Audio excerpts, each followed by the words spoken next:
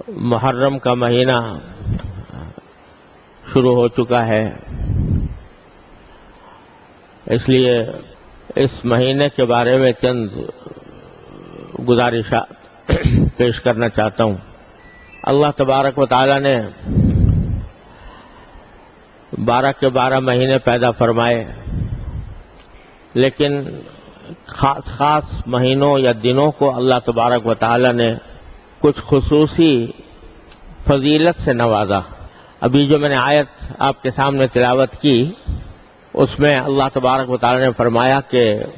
اللہ کے نزدیک مہینوں کی گنتی 12 مہینے ہیں، اور ان 12 مہینوں میں سے منہا 4 حرم، ان میں سے 4 مہینے ایسے ہیں جو بڑی حرمت والے ہیں۔ یہ کون سے 4 مہینے ہیں؟ قرآن کریم نے اس کی تعیین نہیں فرمائی، لیکن نبی کریم سرور دو عالم صلی اللہ علیہ وسلم نے ایک حدیث میں فرمایا کہ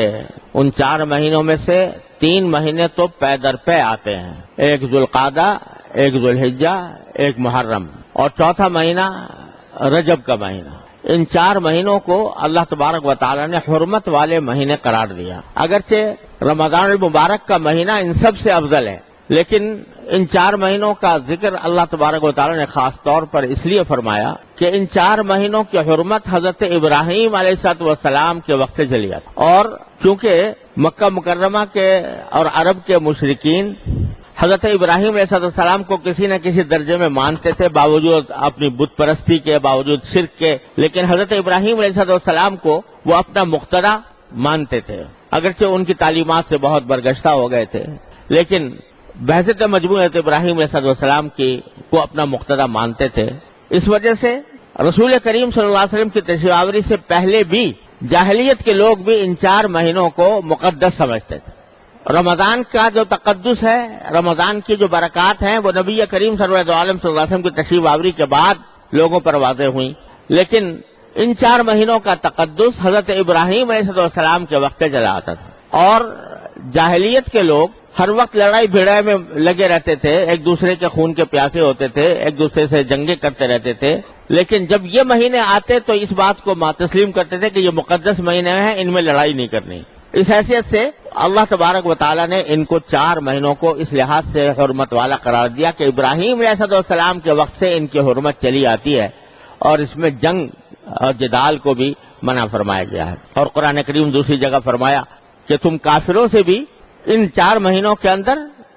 جہاد نہ کرو، قتال نہ کرو، لڑائی نہ کرو، الا یہ کہ وہ خود تم پر حملہ آور ہو جائیں، مجبوری ہے پھر دفاع کرنے کے لیے اپنا مدافعت کرنی پڑے گی، لیکن قتال ان دنوں میں جائز نہیں۔ یہ 4 مہینے میں سے جو جیسے میں نے عرض کیا، ذوالقعدہ، ذوالحجہ اور اب محرم کا مہینہ آیا ہے۔ پھر ان میں سے ہر ایک کی اپنی کچھ خصوصیات الگ الگ بھی ہیں۔ محرم کی خصوصیت یہ ہے کہ اللہ تبارک و تعالی نے اس میں روزہ رکھنے کو بڑی فضیلت سے نوازا ہے۔ ایک حدیث میں رسول کریم سرور دو عالم صلی اللہ علیہ وسلم کا یہ ارشاد منقول ہے کہ آپ نے فرمایا کہ رمضان کے بعد سب سے زیادہ افضل روزے محرم کے روزے ہیں، اور محرم کے روزے رمضان کے بعد سب سے زیادہ فضیلت والے ہیں، جس کا مطلب یہ ہے کہ محرم کے کسی بھی دن جب بھی آدمی کو موقع ملے روزہ رکھے تو بڑی فضیلت کا عمل ہے۔ اور خاص طور سے عاشورہ کا روزے کے بارے میں تو یہ فرمایا کہ یہ 1 سال پہلے کے گناہوں کا یہ کفارہ بن جاتا ہے۔ تو یہ عمل نبی کریم سرور دو عالم صلی اللہ علیہ وسلم سے ثابت ہے کہ محرم کا مہینہ یہ اس میں نفلی روزے یہ خاص فضیلت رکھتے ہیں۔ یہ اللہ تبارک و تعالی نے اس مہینے کو یہ خصوصیت عطا فرمائی ہے۔ دوسرے مہینوں میں روزہ رکھنا بھی ثواب ہے، لیکن محرم کے مہینے میں روزہ رکھنے کی زیادہ فضیلت نبی کریم سرور دو عالم صلی اللہ علیہ وسلم نے بیان فرمائی ہے۔ تو ایک حکم تو محرم کے بارے میں یہ ہے کہ اس میں لڑائی بڑائی منع ہے، اس میں ایک یہ کہ روزہ رکھنے کی بڑی فضیلت ہے کسی بھی، خاص طور سے عاشورہ کا دن یعنی 10 محرم کا دن، اس کی سارے محرم کے سارے دنوں میں سب سے زیادہ افضل دن عاشورہ کا ہے، یعنی 10 محرم کا۔ اور حدیث میں آتا ہے کہ رسول کریم صلی اللہ علیہ وسلم جب ہجرت کر کے مکہ مکرمہ سے مدینہ منورہ تشریف لائے ہیں تو وہاں یہ دیکھا کہ اہل مدینہ میں سے جو یہودی ہیں وہ 10 محرم کو روزہ رکھتے ہیں، ان سے جب پوچھا گیا کہ آپ لوگ 10 محرم کو روزہ کیوں رکھتے ہیں تو انہوں نے جواب میں یہ کہا کہ ہم اس لیے رکھتے ہیں کہ یہ وہ دن ہے جس میں اللہ تبارک و تعالیٰ نے بنی اسرائیل کو اور حضرت موسیٰ علیہ السلام کو فرعون سے نجات عطا فرمائی تھی۔ مشہور واقعہ ہر مسلمان کو معلوم ہے کہ فرعون کا لشکر حضرت موسیٰ علیہ السلام کے تعاقب میں روانہ ہوا تھا، آگے آ کر سمندر آ گیا تو نبی کریم حضرت موسیٰ علیہ السلام اور ان کے ساتھی آگے تھے اور فرعون کا لشکر پیچھے تھا، آگے سمندر حائل ہو گیا۔ تو قرآن کریم میں ہے کہ جو حضرت موسیٰ علیہ السلام کے ساتھ بنی اسرائیل کے لوگ تھے انہوں نے کہا کہ انا لمدرکون، ہم تو دھر لیے گئے، اب یعنی اب آگے ہمارے پاس کوئی راستہ نہیں ہے، آگے سمندر ہے اور پیچھے فرعون کا لشکر آ رہا ہے، تو اب ہمارے بچنے کا کوئی راستہ نہیں۔ تو حضرت موسیٰ علیہ السلام نے فرمایا کلا، ہرگز نہیں، ان معی ربی سیہدین، یاد رکھو میرے ساتھ میرا پروردگار ہے جو میرے لیے راستہ نکالے گا۔ چنانچہ اللہ تبارک و تعالیٰ نے حضرت موسیٰ علیہ السلام کو حکم دیا کہ اپنے عصا کو اس سمندر پر ماریے، تو سمندر پر جب مارا تو 12 راستے سمندر کے اندر ہو گئے۔ 12 راستے، کیونکہ 12 قبیلے تھے بنی اسرائیل کے، تو ہر قبیلے کے لیے ایک راستہ دونوں طرف۔ قرآن کریم میں ہے کہ ہم نے پانی کو اس طرح روک دیا کہ ہر طرف پانی جو ہے پہاڑ کی شکل میں کھڑا ہو، کالطود العظیم، ہم ایک بڑے پہاڑ کی طرح ہم نے پانی کو اس طرح روک دیا جیسے وہ دیوار کھڑی ہو گئی، اور حضرت موسیٰ علیہ السلام کا لشکر پار ہو گیا۔ جب فرعون نے دیکھا کہ راستے بن گئے تو اس نے سوچا کہ میں بھی اس میں داخل ہو جاؤں، وہ بھی داخل ہوا، لیکن جب بیچ سمندر کے پہنچا تو اللہ تعالیٰ نے پانی کو حکم دے دیا کہ وہ مل جائے، تو وہ غرق ہو گیا۔ یہ واقعہ قرآن کریم نے بھی جگہ جگہ بیان فرمایا ہے۔ اور یہودیوں نے کہا کہ ہم چونکہ عاشورہ کے دن 10 محرم کو حضرت موسیٰ علیہ السلام کو اللہ تعالیٰ نے فتح عطا فرمائی فرعون کے اوپر اور فرعون کو غرق کیا، تو اس کی وجہ سے ہم آج کے دن روزہ رکھتے ہیں۔ نبی کریم سرور عالم صلی اللہ علیہ وسلم نے سنا تو آپ نے فرمایا کہ موسیٰ علیہ السلام کے زیادہ قریب تو ہم لوگ ہیں، ان لوگوں نے تو موسیٰ علیہ السلام کی تعلیمات کو چھوڑ دیا یہودیوں نے، لیکن ہم نے زندہ کیا ہے موسیٰ علیہ السلام کی تعلیمات کو، لہذا ہم اس بات کے زیادہ حقدار ہیں کہ اس میں روزہ رکھیں۔ چنانچہ نبی کریم سرور عالم صلی اللہ علیہ وسلم نے خود بھی روزہ رکھا، صحابہ کرام کو بھی تلقین فرمائی، اور پھر یہ فضیلت بھی بیان فرمائی کہ عاشورہ کے دن روزہ رکھنے کے نتیجے میں مجھے اللہ تعالیٰ کی رحمت سے امید ہے کہ 1 سال پہلے کے گناہ معاف ہو جائیں گے۔ یہ حضور اقدس صلی اللہ علیہ وسلم۔ پھر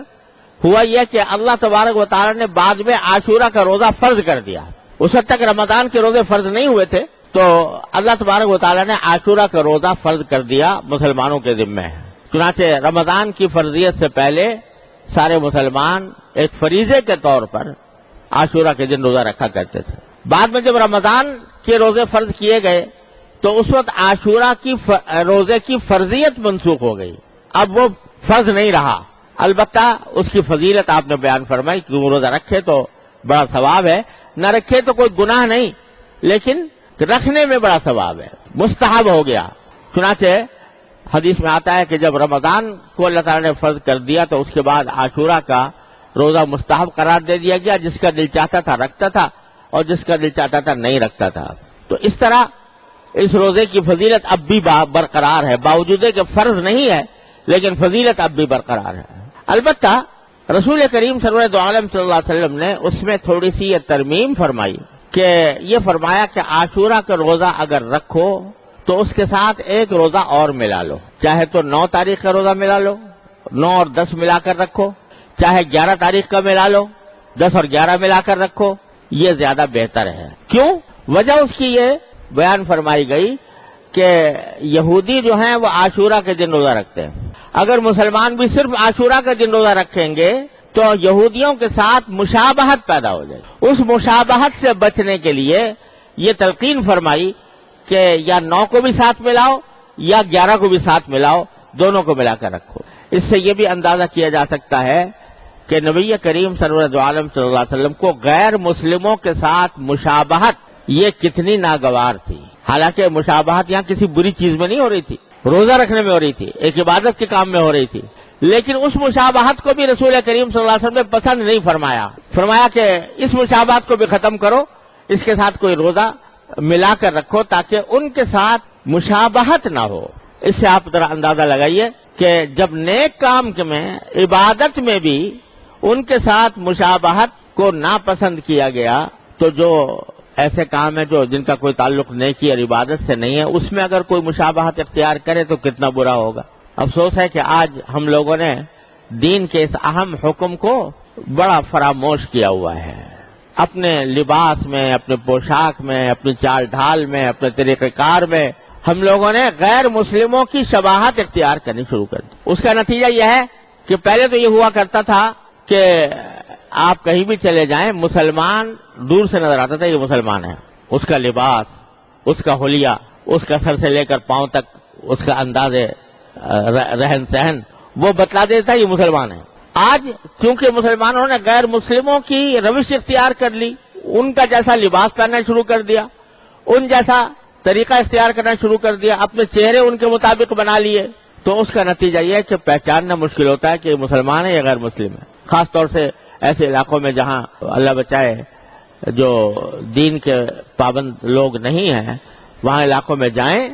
مجلسوں میں جائیں، کانفرنسوں میں جائیں، پتہ لگانا مشکل ہے یہ مسلمان ہے یا غیر مسلم ہے. رسول کریم سرور عالم صلی اللہ علیہ وسلم اس طرح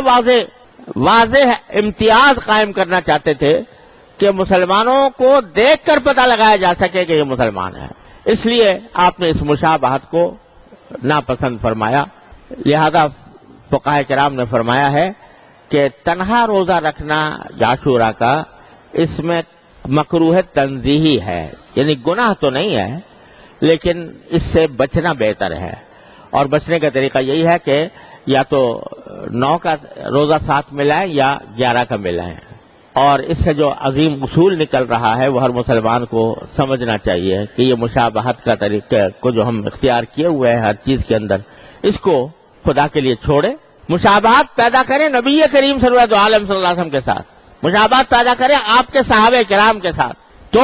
معلوم ہو کہ یہ مسلمان ہے. واقعتاً کے دل میں نبی کریم صلی اللہ علیہ وسلم کی محبت ہے، آپ کے صحابہ کرام کی محبت ہے. لیکن دوسروں کا طریقہ اختیار کر کے مشابہت پیدا کرنا، اللہ تعالی ہر مسلمان کو اس سے محفوظ رکھے.